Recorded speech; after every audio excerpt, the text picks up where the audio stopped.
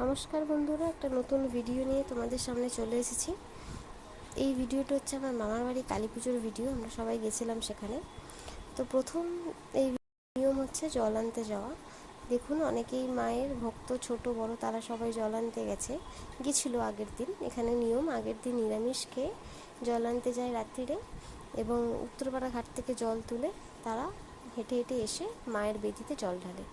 তো জল ঢালার আগে 3বার মাকে ঘুরতে হয়, মায়ের বেদিটি পাক খেতে হয়, তারপরে জল ঢালতে হয়। তো সেটাই এখানে সবাই পাক খাচ্ছে, পরিক্রমা করছে মায়ের বেদিটি, এবং তারপরে জল ঢালা হবে।